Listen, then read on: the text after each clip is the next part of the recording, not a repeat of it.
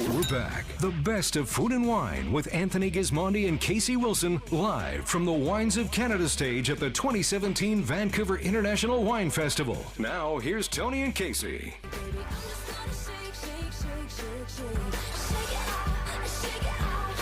Welcome back to the best of food and wine. It's Friday night in Vancouver, and the room is packed already. It's very early on, and joining us now to talk about Kenwood Vineyards is the winemaker Pat Henderson. Pat, we just came from a tasting down the hall.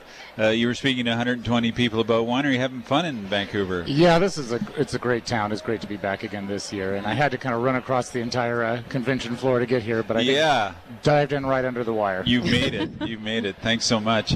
Well, let's start with Kenwood. Maybe our listeners are at home. Let's take them to Kenwood. Where is it, and how old is it, and what's happening Well, there? Kenwood's right in the heart of Sonoma Valley. It's one of California's oldest wine growing regions. Which is different than Sonoma County, right? Right. It's kind of it's a little valley that lies between the Mayacamas Range to the east side and Sonoma Mountain to the other. Yeah. And we've been around since 1906. Okay. We were Pagani Brothers Winery all the way up until 1969. And when Julius Pagani passed away, there was three young guys, two brothers and their brother-in-law, that really had a passion for wine and wanted to see what they could do. And they bought the old Pagani Brothers Winery and renamed it Kenwood after the little town. And they were one of the wineries that really, made that renaissance possible with California wine. And it's very different product is being made now than what they were doing back in the 1950s and kind of suffering from the end of Prohibition. Yeah. Well, you brought a couple of wines for us to taste, including the Kenwood Vineyard Sonoma County Chardonnay. Yes, I did. I've got our two very different wines. One's our Sonoma County Chardonnay. It's our most popular wine. It's a blend of many different vineyards. Looks like a new label to me, too, or is it, if I've not seen it in a bit, maybe? Yeah, actually, we redesigned the label a few years back. We wanted to try and kind of get a unifying theme to all the different ones. We made a little design here that's kind of shows, if you look at it, it's got a little bit of a wolf's head on it, which is kind of a homage to the Jack London Vineyard. Right. And it shows lots of little blocks of lines, copper-colored lines, and that represents our small lot winemaking, where we do all the different vineyard lots are picked and fermented separately and aged separately and then blended together for the final blend. This wine's about 2/3 Russian River Chardonnay, really crisp, really fresh, ages in a combination of French and Hungarian oak. And what we want is a lot of that green apple and pear flavor, but we also want the oak, but not the oak to overwhelm the fruit of the wine. Yeah. So we get nice, tight-grained oak to kind of get it in there and well integrated. I'm actually in a bit of shock. There's a screw cap on top of this wine, too. So I'm like, I'm thinking, is this a California Chardonnay so fresh and covered in a screw cap? Yeah, I have to tell you, I don't know if the marketing people do it. If it was up to me, I'd put everything we do in screw caps because it just makes the wine taste better. Yeah. But we still do most of our reserve reds and corks because that's kind of what the market did. And corks are great closures, except 1 or 2 out of 100 of them are bad, and they make the wine taste bad, and then they blame me. So Exactly. And that's not a good thing when you get blamed. Mm-hmm. Yeah. Well, Kenwood's a great old name, and of course it's been in the Vancouver market for many, many years. We talked about that earlier, but in the late 70s and early 80s, Kenwood was a staple brand in the marketplace, so a lot of people know it well, and I think have visited the property too.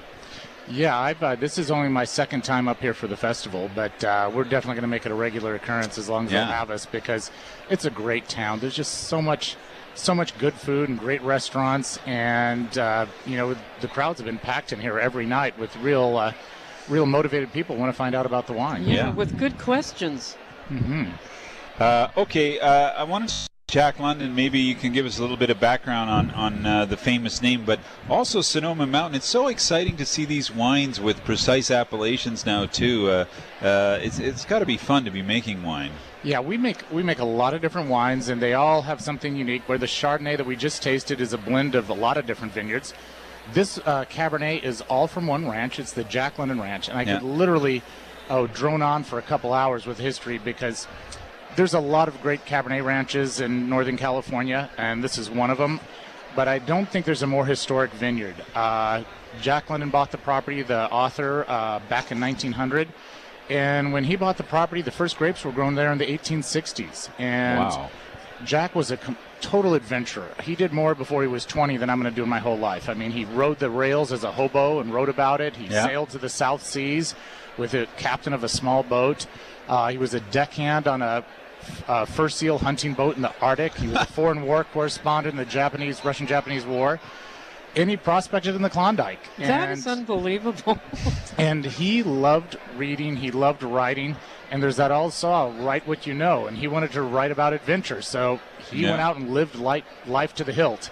And once he started to make a success with his writings, he had a little money.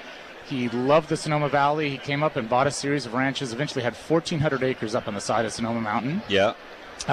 One of the first growers doing sustainable agriculture in California.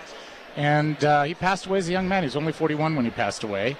And it's still in the same family over 115 years later.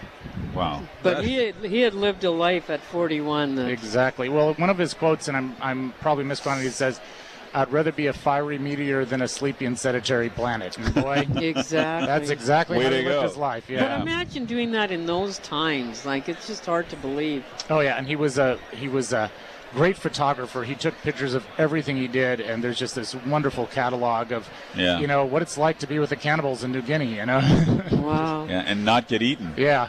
Well, lovely wine. I want to talk a bit about because both of these wines, a lot of people think they know California Chardonnay, famous for it, but Sonoma Chardonnay is quite different, and Sonoma Cabernet is totally different than Cabernet in Napa Valley. How would you describe the styles or the differences? Well, this ranch in particular has, we talk about terroir, and that's kind of what Mother Nature or the environment does to a particular vineyard. And that really influences the flavor. And this ranch in particular has a very distinct flavor year after year. It's got some nice, black cherry and a little bit of currant fruit, but it also gets these wonderful cocoa nib, mint characters, a little bit of sage, very complex. And if I'd have to talk about this ranch, I'd say it's got big, firm tannins, very ageable, complex aromatic aroma, and just consistency. And that's what you want in a vineyard, doesn't it? You want to make sure if you're going to put a vineyard's name on it, and it's not going to be a blend, you got to know that vineyard is going to deliver every year. Yeah. And the Jack London Ranch always does for us. Nice aromatic, too. There's a savory thing going on. I just love Sonoma because it seems to, for me, it seems like it's an easier place to express the terroir. And it is different. I mean, we also make an Alexander Valley Cabernet, and it tastes, that's Sonoma County, and it tastes completely different from the Jack London Ranch. Sure. Where the Alexander Valley is a little bit more rich and ripe, and it's viscous and softer. This is a little bit more firm in the tannins, but it also makes it more ageable.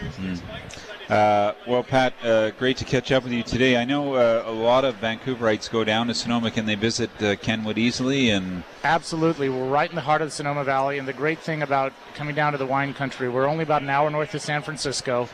And I've lived and worked all over, different wine regions, but Sonoma's home because it really is this great culture about food and wine, and there's this incredible passion, and it's about the wine. It's not about, the image. It's not about how much money you get. Exactly. It's just we're there for a reason.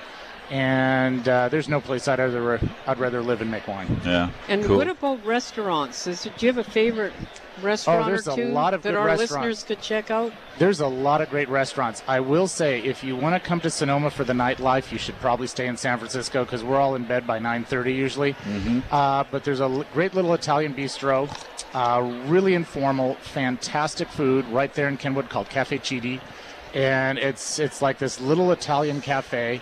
And I wouldn't go there if you don't love olive oil and garlic, but if you like either one of those, you will not go away disappointed. I'm going tonight. Exactly. Yeah, and there's another little spot right in the town of Glen Ellen that we really love called the Glen Ellen Star. Oh, yeah. Need a reservation because everybody knows it's great, and they try and get up there, weeks in advance.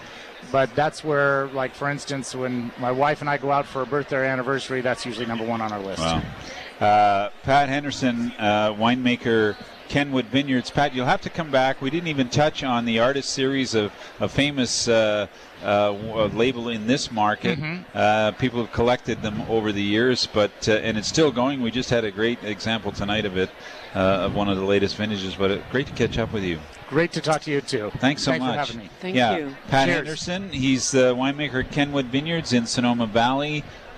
which is just such a beautiful place to go to. I can't get there fast enough. I'll be on the next plane, I think.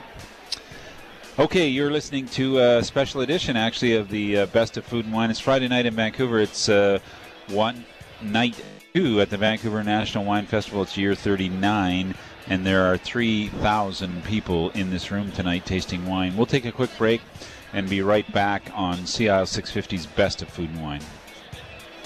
This is the Best of Food and Wine show, broadcasting live from the Vancouver International Wine Festival, where you can enter to win a deluxe 2-night stay at the Painted Boat Resort Spa and Marina on the Sunshine Coast. Visit paintedboat.com.